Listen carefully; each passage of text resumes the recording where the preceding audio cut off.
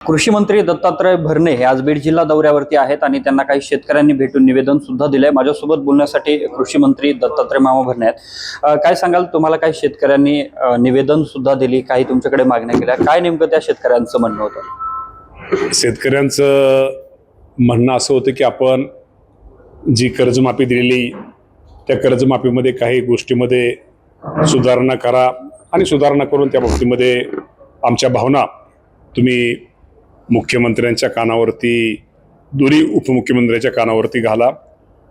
ते पाणी पीक विम्याच्या बाबतीमध्ये काय त्यांच्या अडचणीच्या बाबतीत त्यांनी निवेदन दिलेलं आहे आणि निश्चित ते निवेदन मी राज्याच्या मुख्यमंत्र्यांच्या कानावर या गोष्टी घालणार आहे। एकीकडे शेतकरी आज तुम्हाला भेटले, मात्र दुसऱ्या बाजूला आमदार रोहित पवार यांचं आंदोलन सुरू आहे। त्यांचं म्हणणं आहे की यामध्ये 2 जाचक काठी टाकल्यात आणि त्या अटी काढण्यात याव्यात। मी काल रात्रीच रोहितदादा पवारांशी रात्री मी 2 वेळा फोनवर त्यांच्याशी बोललो आणि ते बोलल्यानंतर राज्याच्या मुख्यमंत्री साहेबांशी पण मी बोललो आणि मुख्यमंत्री देवेंद्र फडणवीस साहेबांनी मला स्पष्टपणे सांगितलं की आपण त्यांची बैठक लावू आणि बैठक लावून त्यांची मागणी काय, कृषी विभाग, सहकारी विभाग यातनं कसा मार्ग काढता येईल आणि कसं आपण हे करू आणि शेवटी आपण काय देणार आहोत हे पण एकदा आपण रोहितदादांना समजून सांगू आणि रोहितदादांची सुद्धा काय मागण्या आहेत त्याही निश्चित प्रकारे आपण समजून घेऊन यातनं कसा मार्ग काढता येईल। आणि ते मंगळवारची बैठक झाल्यानंतर शेवटी आपल्याला बैठक तर लावली पाहिजे। राज्याचे प्रमुख देवेंद्र फडणवीस साहेब आहेत, सुनेत्रा वहिनी, एकनाथ शिंदे आणि कृषी विभाग या सगळ्या समेत बैठक काढून या बाबतीमध्ये शेवटी शासन हे शेतकऱ्यांचं हित साधणारं सरकार शासन आहे।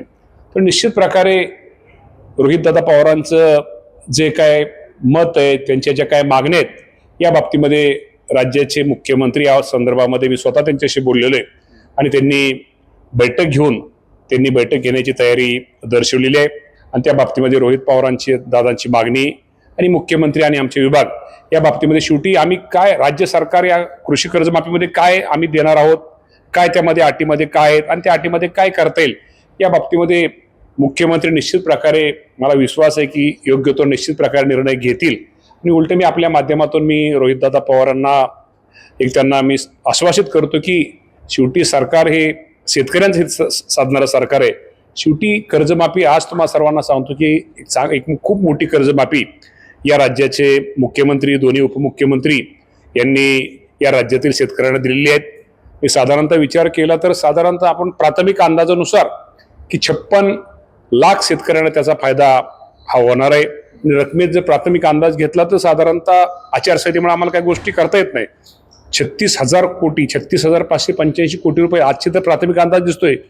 मी ज्या जिल्हा बँकेमध्ये संचालक म्हणून काम करतो त्या पुणे जिल्हा मध्यवर्ती बँकेवरती मी काल स्वतः त्या बँकेमध्ये गेलो होतो आणि मी तिथं अधिकाऱ्यांशी, चेअरमनशी, संचालकांशी, व्हाईस चेअरमनशी माहिती घेतली आणि त्यांनी माहिती घेतल्यानंतर एका जिल्हा बँकेची आताच्या अटीप्रमाणे पुणे जिल्हा बँकेची किंवा आता जे निकष शासनाचे 2100 कोटी रुपयाची कर्जमाफी साधारणतः 3,15,000 शेतकऱ्यांना लाभ एका जिल्हा बँकेचा होतो। इतर बँकांचं कर्ज हे वेगळे, पण एकदा ते पाहून घ्यावं, एकदा सरकारचे निकष अटी किती शेतकरी बसतायत काय होतं हे सगळं आता जर तर किंवा कुठेतरी गैरसमज किंवा कुठेतरी अटीबद्दल काहीतरी हे चाललेलं आहे। एकदा ते माझं तर म्हणणं एकदा कर्जमाफी वगैरे ह्या गोष्टी होऊ द्या आणि त्यात काय शेवटी काय बदल करायचं किंवा काय गोष्टी करणं गरजेचं आहे या बाबतीमध्ये निश्चित प्रकारे मी आपल्या माध्यमातून रोहितदादाला सांगतो, पवारांना आश्वासित करतो की राज्याचे मुख्यमंत्र्यांसोबत एकदा आपली बैठक झाली नंतर निश्चित प्रकारे आपल्या मनातला गैरसमज दूर होईल।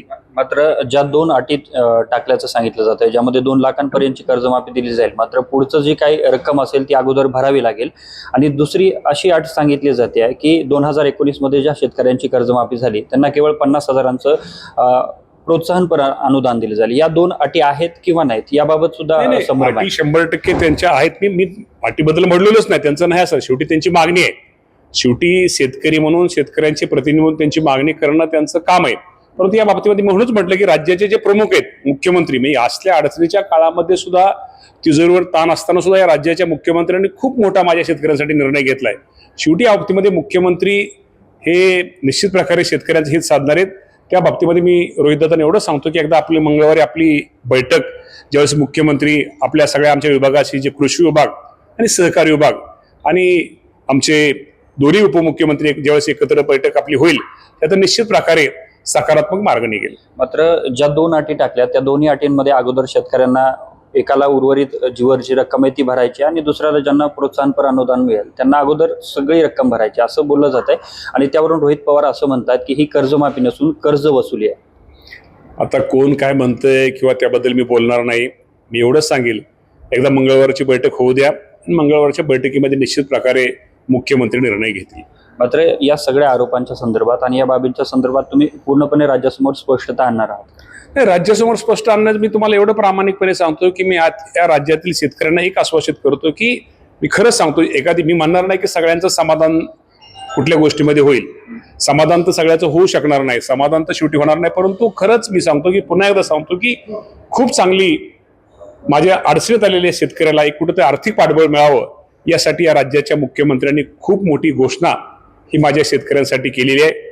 निश्चित प्रकारे त्याचा फायदा शेतकऱ्याला, आणि मी माझं म्हणणं होऊ द्या ना एकदा यामध्ये काय अटीमध्ये काय बदल करायचा आहे. उपसमितीमध्ये मुख्यमंत्री त्या उपसमितीचे जे आज आपल्या परदेशी साहेबांच्या अध्यक्षतेची कमिटी आहे ते या मिटिंगला आपण त्यांनाही बोलवू की जेणेकरून त्यामध्ये आपल्याला काय करणं गरजेचं आहे.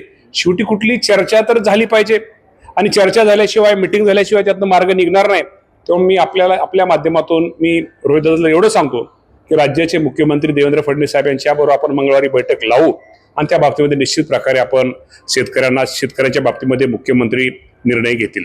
नक्कीच. माझा शेवटचा प्रश्न आहे की संजय राऊत असं म्हणाले की अर्थ खातं जे आहे ते आता मुख्यमंत्र्यांकडे दिलं पाहिजे. मला राज्यामध्ये दुसरा सक्षम नेता दिसत नाही हे खातं सांभाळण्यासाठी. याकडे तुम्ही कसं बघताय? संजय राऊत हे मोठे नेते, संजय राऊत साहेब मोठे नेते आहेत, मी त्यांच्याबद्दल काय बोलणार नाही. आणि हा जो विषय आहे तो आमचे पक्षप्रमुख सुनेत्रा वहिनी पवार, एकनाथजी शिंदे साहेब आणि देवेंद्र भाऊ फडणवीस साहेब या तिघांचा आहे. त्यामुळे हे तिघजण बसून योग्य तो निर्णय घेतील. धन्यवाद. माझ्यासोबत कृषी मंत्री दत्तात्रय भरणे होते, ज्यांनी आता रोहित पवार यांनी मुख्यमंत्र्यांसोबत बैठक लागल्याच्या नंतर त्यामध्ये आपण चर्चा करू आणि यामध्ये पुढे काय तोडगा काढता येतो हे पाहू अशा पद्धतीचं आश्वासन दिलेलं आहे. शेतकऱ्यांच्या हिताचं हे सरकार असल्याचं आणि शासन सरकार शेतकऱ्यांच्या हिताचाच निर्णय घेईल अशा पद्धतीचं आश्वासित केलेलं आहे. कॅमेरा पर्सन प्रमोद समी, अशोक काळकुटे, TV9 मराठी, बीड.